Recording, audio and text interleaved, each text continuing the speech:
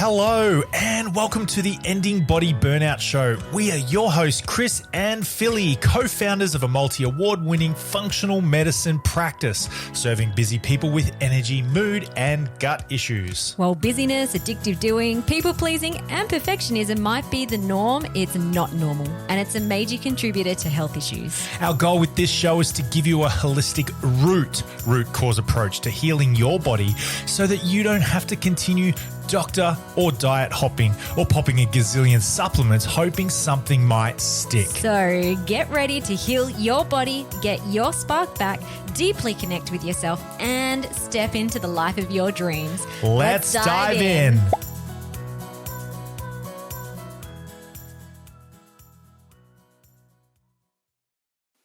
Hello, welcome to the podcast today. I am your host, Philly Ballette, and today we're actually pulling back the curtain to give you an exclusive peek inside a live workshop from our holistic healing program, the Ending Body Burnout Method. So you will today be experiencing firsthand how we create a transformative healing space in our weekly workshops that we run for our clients, designed to support our clients in between their one-on-one functional medicine consults and root cause coaching sessions. So today's episode is part of a workshop that we ran with clients a year or so ago called on a powerful brain rewiring technique called Graded Motor Imagery.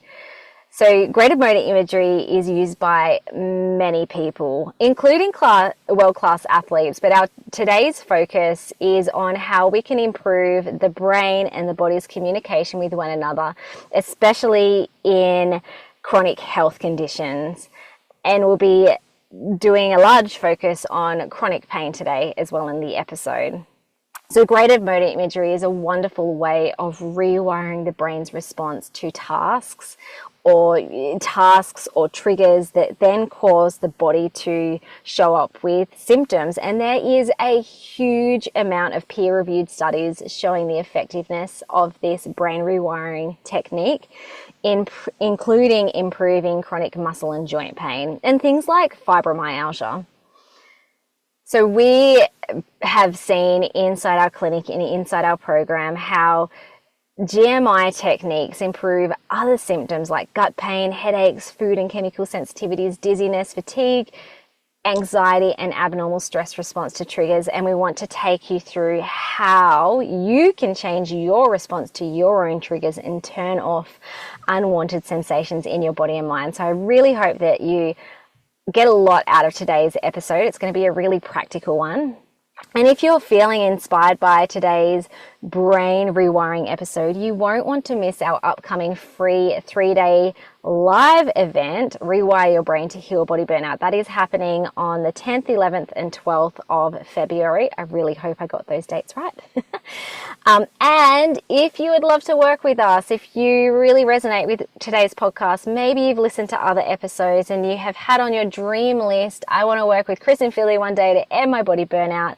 Today is the day, well, maybe not specifically today, depending on when you're listening to the podcast, but the doors will be opening to those on our wait list on, let me just pull up the date. I believe it is the 9th of February. So for 2 days, there is a secret early bird access for our wait listers. That means that if you're on our wait list, you will get early bird access, so you'll secure a spot. We only have limited spaces. I think that I need to go and actually count up how many clients we can welcome into the program, but it's usually around 25, 30 clients. And so you'll be able to secure a spot, and you'll also get exclusive waitlist bonuses worth over $500. So if you're interested in working with us, head down to the show notes and the link will be there too to jump on the wait list. All right, let's dive into today's episode. Okay, so today we are sitting in nervous system regulation, but as we always say, everything interconnects with each other. So it doesn't really matter where you are personally in your spark journey in terms of working through the course content. But today we're going to take you through a graded motor imagery, which is a really specific brain rewiring technique. This isn't something that we've got specifically in the nervous system 21-day rewire, so it is different, although you'll notice that there's similar elements in terms of rewiring neural pathways and regulating the nervous system as we take you through it. I'm curious if anyone's actually heard about this or has tried graded motor imagery and what your experience has been. Well, and then also, can I share my experience with this?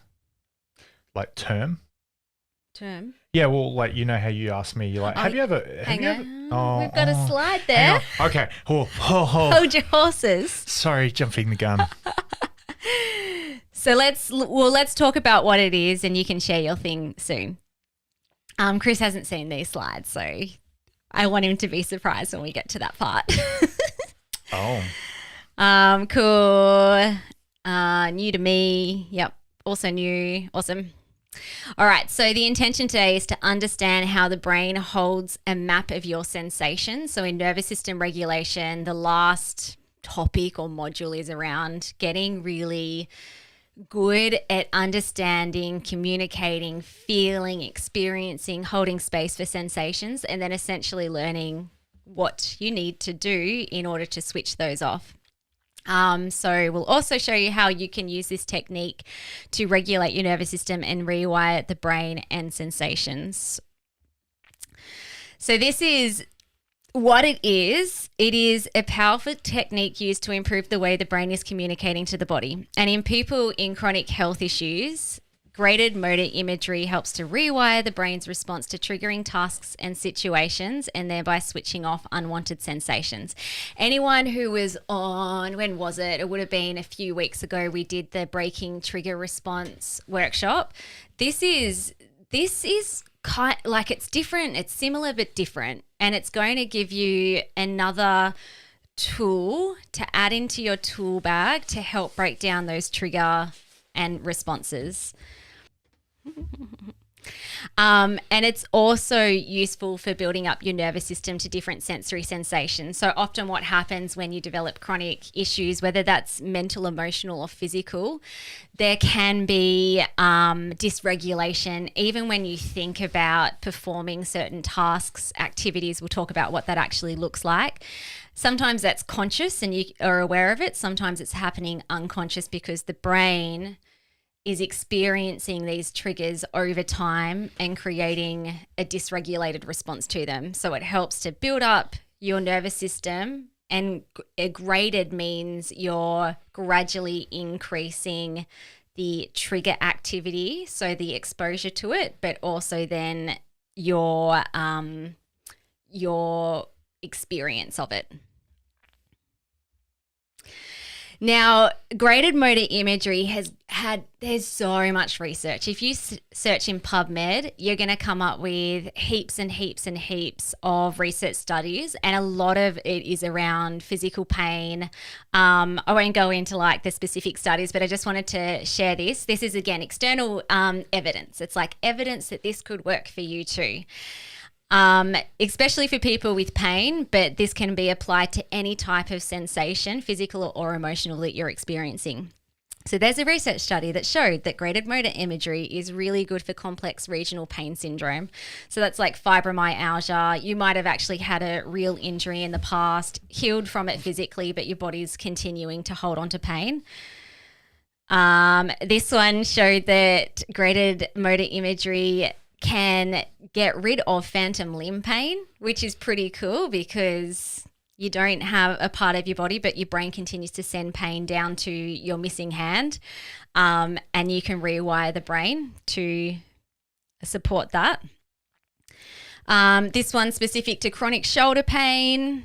And then the last one also shows that graded motor imagery can help patients with stroke as well to recover from stroke and build their mobility and motor neurons back. So tasks and movement. So traditionally graded motor therapy, the word motor is more specific to your physical body and how your body is moving. So in those studies, they would have supported a patient to do certain tasks, and usually it's movement of the body, whether that's mopping, or vacuuming or sitting down or hanging the washing out, like all those functional stuff, or maybe even exercise. And these movements were causing pain. Using graded motor imagery to rewire the brain to say those movements are actually safe, then the pain disappears. Okay, so it can be. So wanted to share those studies. So there's a lot of research around it. People like physios, orthopedic practitioners, not all of them, but some of them are taking these on as standard care to support a patient in their recovery to pain. Now, what we've seen clinically and a lot of other evidence in the natural therapies is that graded motor imagery can also be applied to other types of physical sensations, like gut pain, headaches, what else is there? Even like chronic fatigue and also emotional sensations. So especially things like anxiety, overwhelm, abnormal stress response. Because essentially it's the same thing. You get triggered by something that is safe, but over time your brain has deemed that as unsafe. So it's created neural pathways to send signals to whether it's your emotions or your physical body. So we can use this same practice to rewire the brain. Just double checking, doing the standard Zoom thing just while we're here. How's our sound? Is it all right? Just double checking. Thumbs up. Okay, cool. Thank you. Cool. And some other examples of triggers might be, and as you're reading here, these are all things that just happen in daily life. So sitting down, picking up a child, bending over, could even be eating patterns, whether that's eating and food in general causes pain or there's emotional pain around the way that you eat. Specific foods, so food allergies, sensitivities, could be specific smells, chemicals as the trigger, stressful situations and environments and people. So again, if we go back to the workshop we did a few weeks ago on breaking trigger responses, it's all the things that you would have mapped out if you were on that workshop. Okay, so essentially, brain has deemed these daily tasks as unsafe. And it's doing so as a protective mechanism. It's like, this is unsafe. We need to continue sending pain so you can return back to safety. But we want to retrain the brain to say, hey, it's actually okay to pick up my kid and it's okay to bend over and it's okay to eat tomato. It's all safe. We can return back to normal function. Okay. Any questions so far? Oh, good. Pop them in the chat box if you do. All right. So how this also be? Yes. Yep. Absolutely. Response to work. Look, I would say it doesn't happen. It's very rare now. I've noticed occasionally sometimes if I'm leading up to my period, I might get like a little bit of a response, but it could even be like your inbox. It's like, an email's come through. That used to be a massive trigger. Anytime I saw a new email, I'd be like, I'm in trouble. Open it up and it's like, hi, you've got a bill. All right. So how does this work? So basically graded motor imagery. So the word imagery is that we're using our imagination, which is the best tool you have inside of you to create change. And you're imagining yourself doing the task with ease and comfort. But before you even get to that, and again, it depends on someone's level and response to the trigger. Usually you would start off actually looking at someone else doing the task or activity or being in that situation. And then you're assessing your sensations in your body, your emotions, your thoughts. How are you feeling? If there's any kind of discomfort, even looking at someone else doing the thing, then that's where the work starts. And we'll take you through what that looks like. And then you're gradually getting to the point where you're then imagining yourself doing it. And you want to get to that point where you believe that you're doing it. It feels good doing the thing, eating the food, smelling the chemical, bending over, whatever it is, being at work. And your body will follow your mind. So over time, you're creating new neural pathways simply by imagining this new reality. Whoop. And in the brain, so the part of the brain we're working with, you've got the motor and sensory cortex. The sensory cortex is basically a virtual map of every body part and every sensation in your body. And the motor cortex is how you're actually performing different things with your body, with your digestion, with your detox pathways. I'll read this. So the sensory and motor cortex holds a map of the body. It has millions of neurons living here that represent all parts of the body. And when you use your imagination to see yourself perform a certain task with calm and ease, it sparks the neurons on the virtual map, retraining the brain that these normal functions are perfectly safe. And over time, and it doesn't have to take years and years, by the way, it can be fast. Over time, this will become your new reality because your neurons are mirroring what you want to see and what you're imagining. Okay, so also I just thought I'd chuck this one in. Hey, that's me. So graded motor imagery is also really commonly used in elite athletes. Chris used to be an elite athlete, picking people up and putting them over. Hey, I was very humble. I was very humble. What do you mean? I don't know. I'm humble. Okay. Did you want to share what you wanted to share? I just really wanted. Do you want me to tell you this story? I just wanted to throw that in. That again, studies done with graded motor imagery and elite athletes performing way better with their bodies after they've been imagining themselves performing in such a way. And that's how you won, or came second, I think, in national strongman competition. Not because you were the strongest or the second strongest. No, you tapped this is like a backhanded compliment. It's like you did really well, but you weren't the best. You weren't really good. No, your mind was stronger than the other blokes. Oh dear.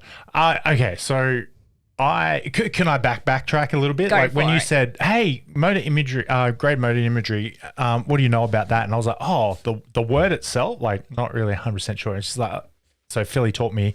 And I'm like, "Oh yeah, I do that all the time." She's like, "Yeah, I know." I'm like, "Oh." And so, well, before I talk about competition, I actually think when I'm training somebody, let's say some sort of an exercise, let's say a human press. Like you walk up to your brother-in-law and you say, "Hey, how heavy are you?" "I'm 110. I reckon I could press you over my head." And he's like, "No, you couldn't." I'm like, "Let's do this. Cross your legs, cross your arms." Goink. Going. I think I pressed him like 5 or 6 times. Anyway, before you do anything, it's done up here. You have to have the idea of it. And when I'm teaching someone or coaching somebody to do, say, an exercise, like bench press is a better one than a human press.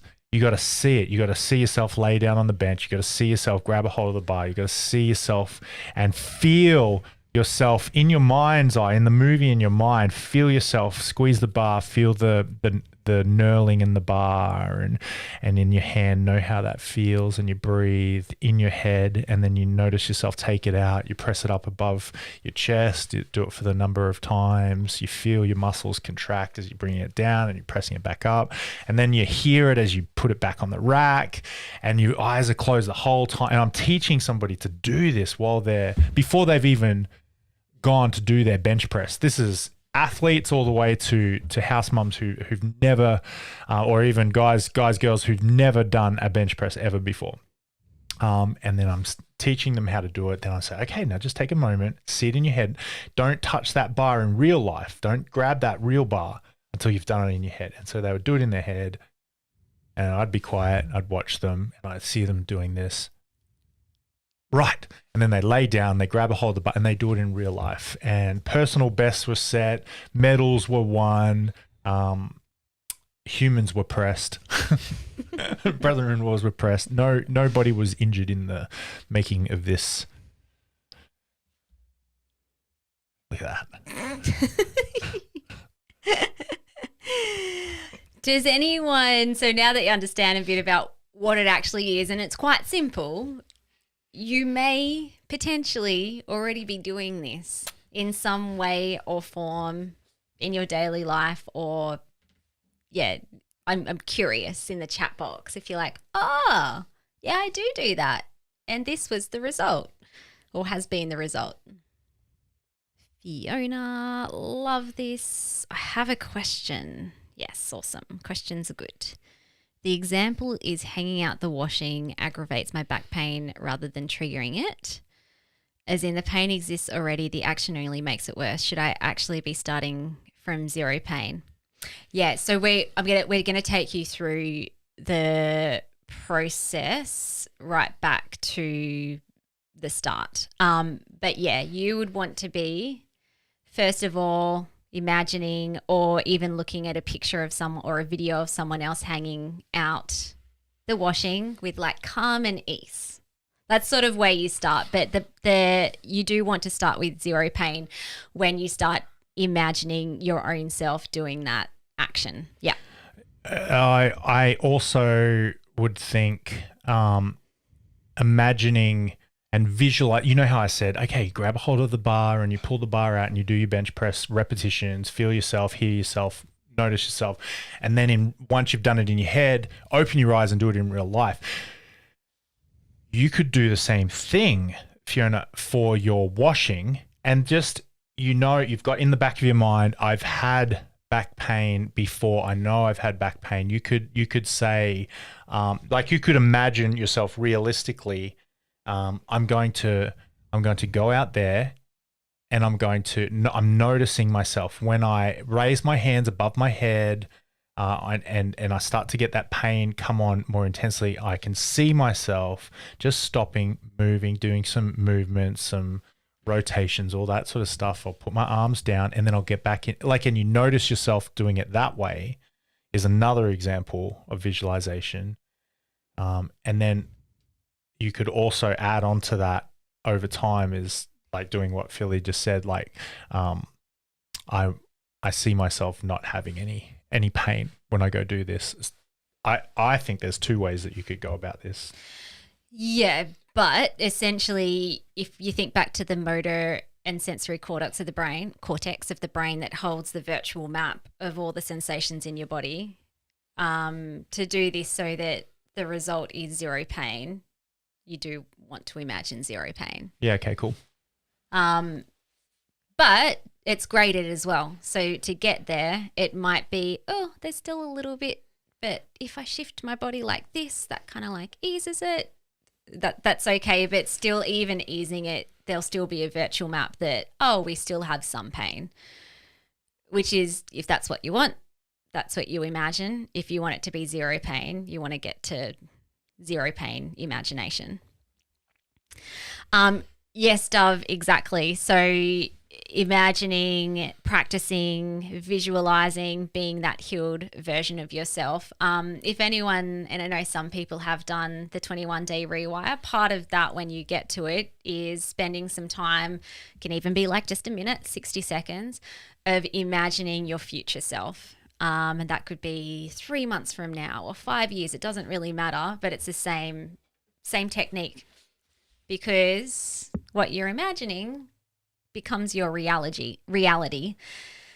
And what we're doing specifically tonight is like literally changing the way that your brain is mapping your body and your sensations. Yeah. Just Fiona's one. But it's okay to actually have some pain before I start the physical action. Yeah, you're doing it in your imagination. Yeah. So you probably will have physical pain in reality, because that's then why you would practice it to then not have it in reality. Was that your question? Like you have pain, yeah? Or you can come off mute if it's easier.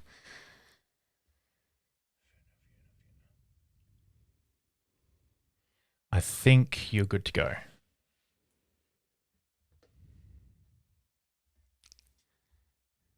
Are you able to unmute her? I can do that. Done. Yeah, I think I'm jumping ahead a little bit. Yeah. You got it? Yeah, I think I'm jumping ahead a little bit. What I'm getting at is, like, I want to be able to hang the washing out without pain. Yeah. So I'm going to be visualizing that occurring. But like, obviously the pain is there in the first place, and this makes it worse. Yeah. So Just trying to think how. Probably just wait and see what you're going to do. But do you know what I mean? Like instead of it's not something that everything's fine, and then I do something. Oh, that hurts. It's like the pain's already there. Yeah. So we'll go through that. Jen, usually you would start off with just one movement. So if we're talking about back pain, it would be get really comfortable with that one movement and richly imagining doing that one movement or task without pain.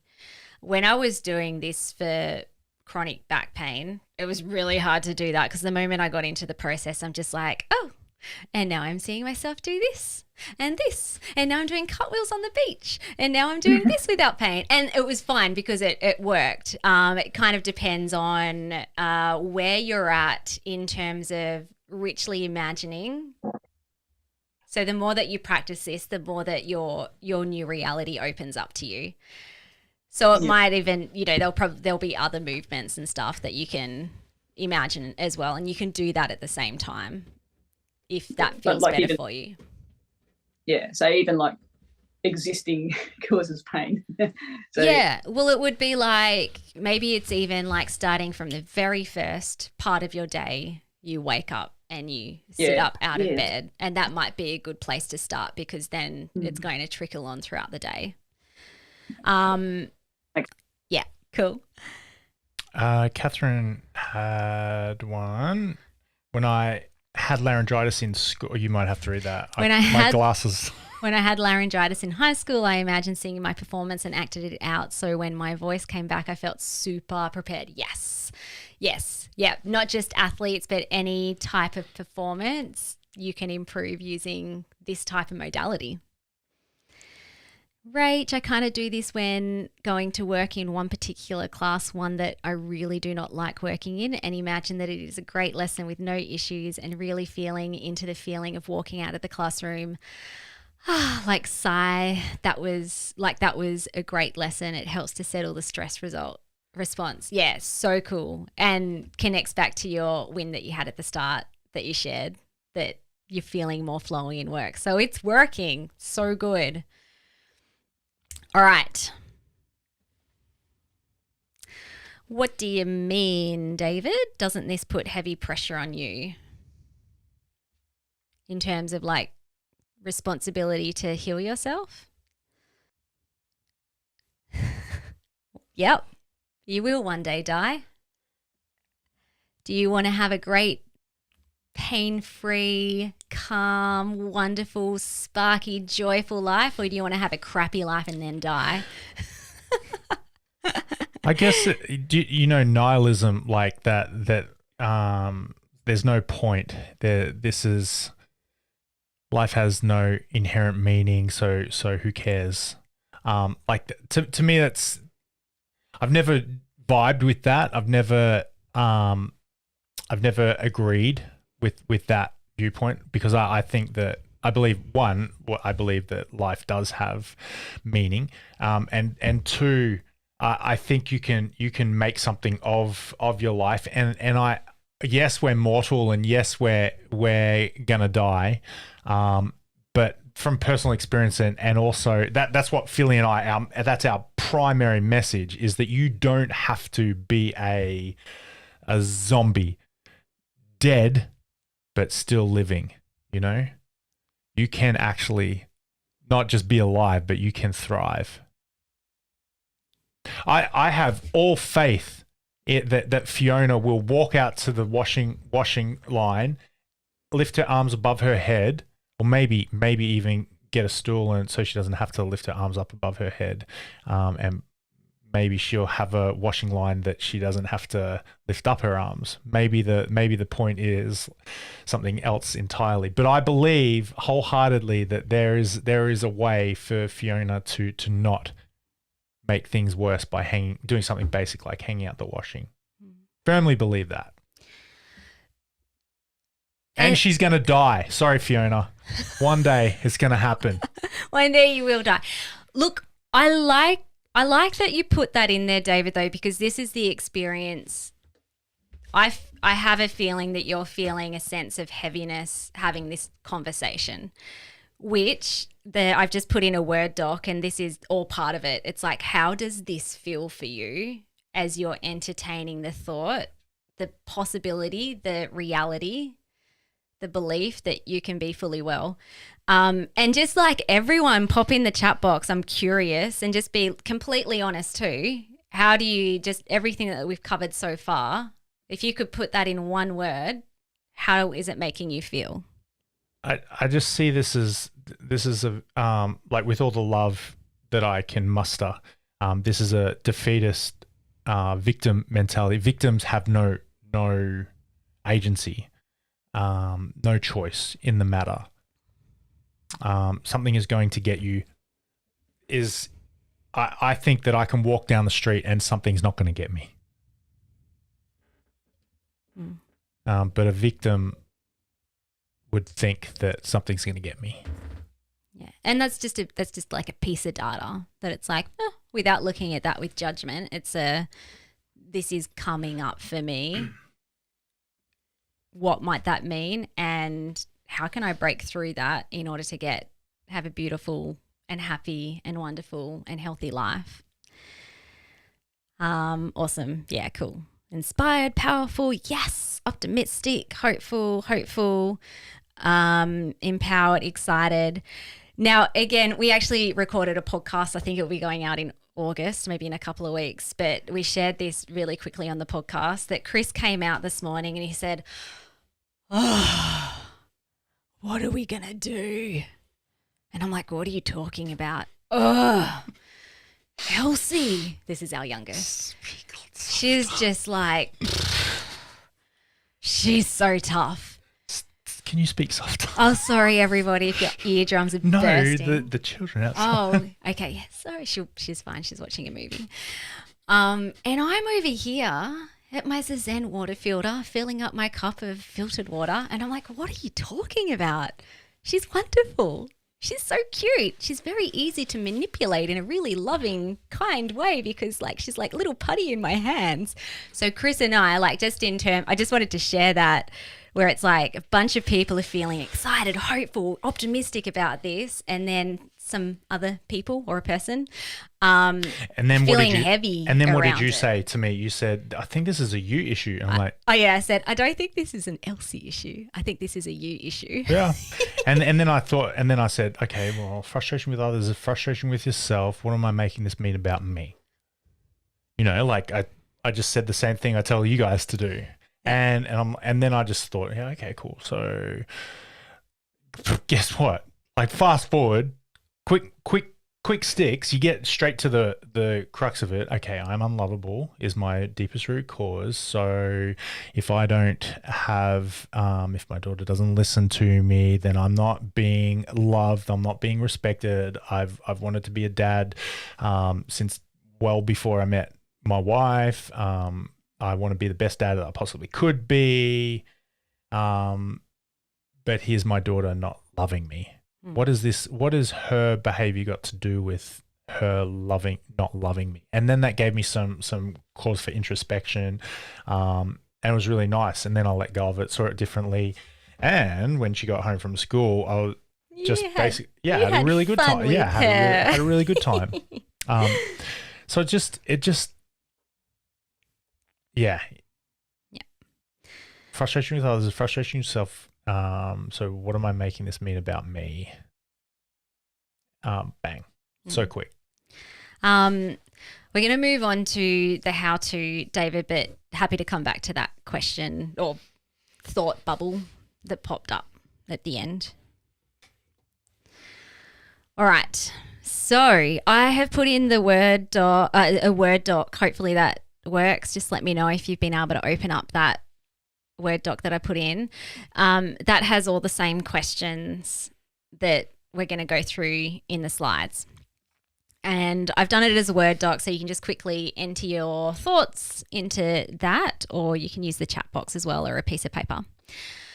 Okay, so again, if you were here a few weeks ago or listen back to the recording to the Breaking Trigger Response workshop, you probably already know a bunch of things that are your triggers. So you kind of want to start there.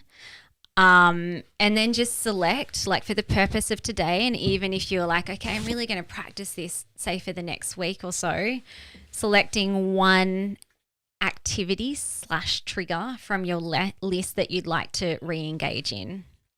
So just give you like a couple of minutes to kind of think about that. And maybe pop in the chat box too when you've got something so we know when we're good to move on. And if you need some examples again, I'll pop the Word doc in the thing again, Mark. There it is. So it's just in the chat at the moment. Response, like Erin's was a really good example that even the thought of ice or someone touching me, I get nauseous. So in the Word doc or whatever you're writing on, have a little bit of a brainstorm, and we'll probably just do maybe 3 minutes or something, just so that you can get some information out, start really paying attention to your sensations, emotions that come up. Yeah, okay, Fiona, already thinking about the dairy, the heart is racing. Mm-hmm. A big one for me, yeah, you can put that's just, wow, that's a big piece of cheese. Yeah, okay. So this is cool because as you're starting to Google search some images, you might actually find that, that tiny slice of camembert cheese. Yeah, I feel okay with that. But whoa, when that cheese is bigger than my head pops up into my awareness, it's like, and really you want to get comfortable, first of all, looking at those, even if it's a bit of a cartoon example of the trigger, to just feel really comfortable around that. And you might also notice maybe some memories pop up. You might notice some stories or some beliefs or some secondary gains that pop up as you think about and look at these other images. That was the cheese. The cheese.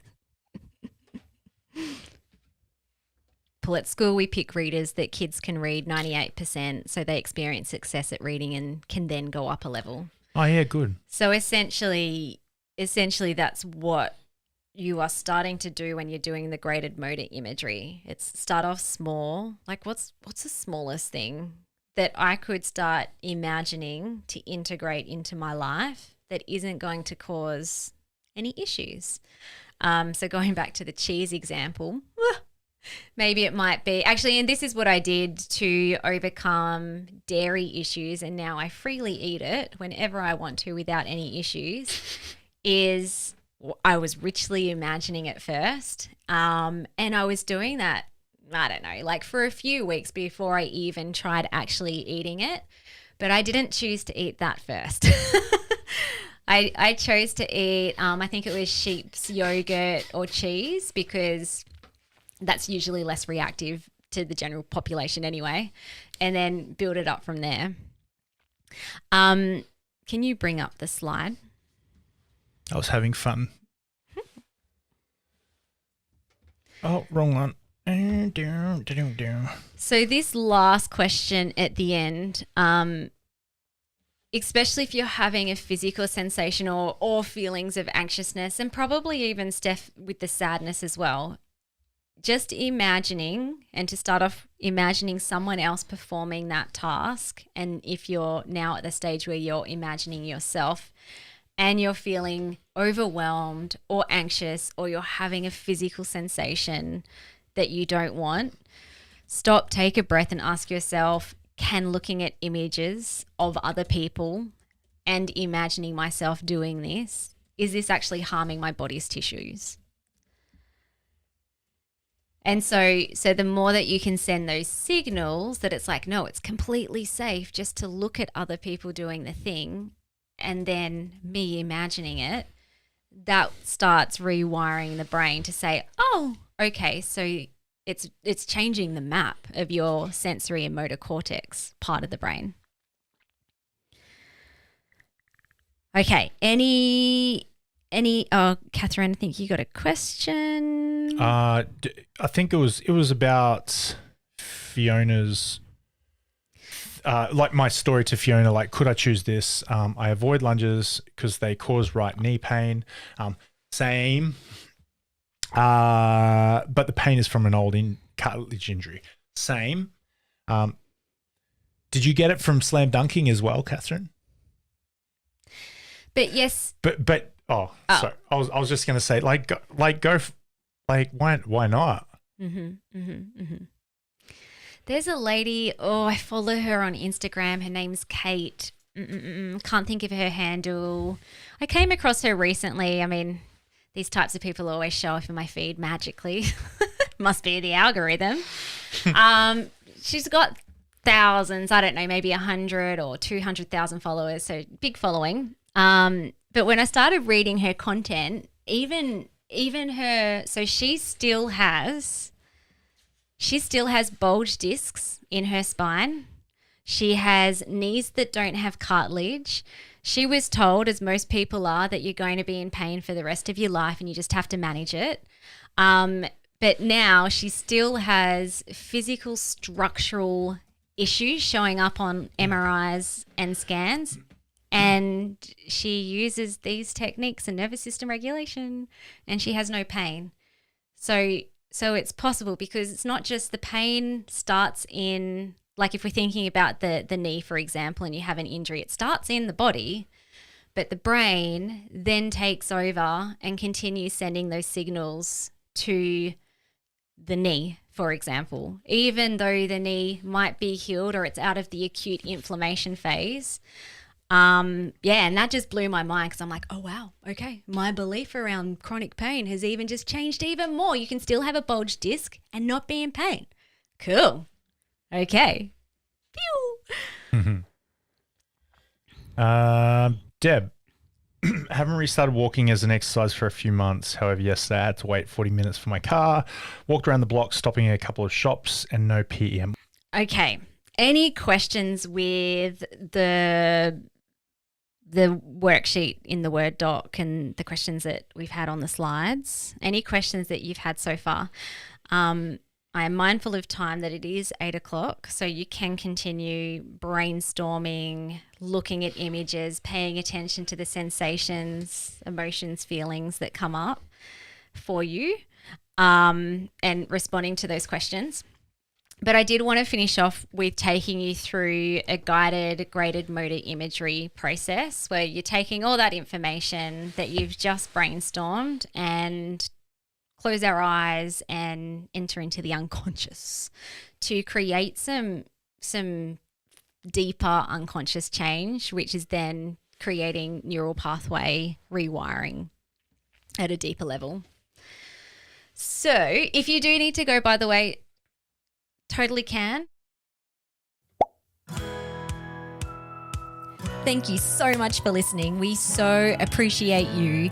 If you'd like to give us extra smiles, drop us a review and spread the love by sharing this episode. You can also rate your own state of burnout and the root cause contributors by taking our Ending Body Burnout Assessment on our website. And if you're interested in learning about our group or one-on-one Ending Body Burnout programs, shoot us a DM via Instagram or Facebook. Have the best day ever.